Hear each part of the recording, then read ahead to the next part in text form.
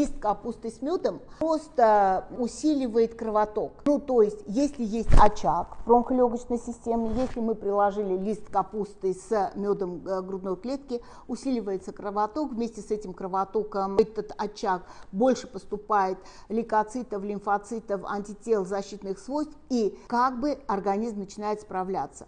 Но, знаете, это нельзя делать, потому что микробы могут размножаться с большой силой, может привести к тому, что мы упустим процесс. Ну, то есть это может перейти в трахеит, в бронхит, поэтому нет, лучше этого не делать. Лучше вместо этого вот отхаркивающие травы, как я сказала, корень алтея, чебрец, цветки липы для детей, исландский мох для взрослых. И, конечно же, антибактериальная терапия, если на то есть показания, чтобы не упустить процесс. Этим долечивать и восстанавливать иммунитет в какой-то степени, может быть, и можно.